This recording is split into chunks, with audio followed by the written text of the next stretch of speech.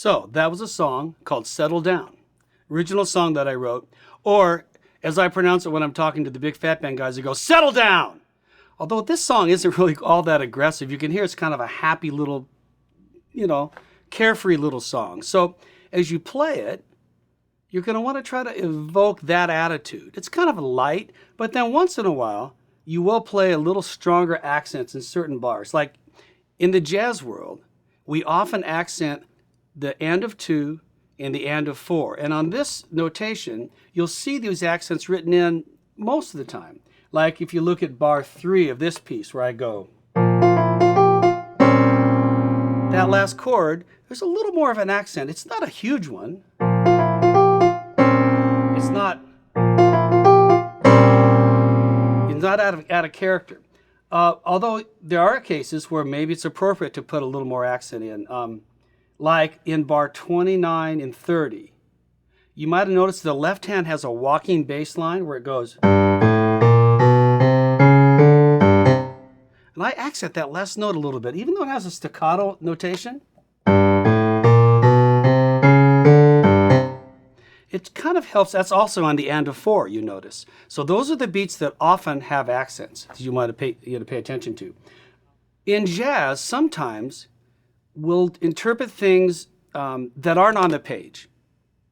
A lot of jazz music is listening and kind of interpreting it based on what other great jazz musicians have done in the past.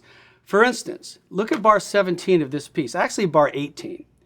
In the right hand, the figure goes. Did you hear the end of 1 of bar 18? It's a C sharp. But the way I play it, you can barely hear it. I ghost that note. You hear that? So you want to look for opportunities to do that. And I can't always tell you what those are. You have to make those decisions by listening to other jazz artists and start to bring those concepts into the pieces you're doing.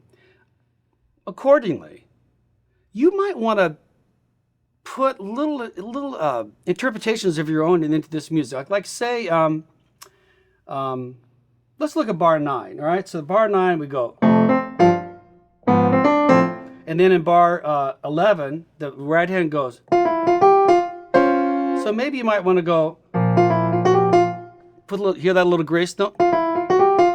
Maybe that's something that sounds good to you. I'm down with that. For you to take this music and maybe use this as a starting place, make it your own in some way, right? I put some dynamics in this thing that also are not written. You might have noticed right at bar 29, this might be the loudest point of this little song. And then I go, I decrescendo down to this. None of that stuff's written out. It was a result of just what I was feeling as I played it for you just a minute ago. So that's kind of your job for music like this. Read the notes, make sure you understand all that notation, and then lift it off the page, make it your own. Thank you very much for playing Settle Down.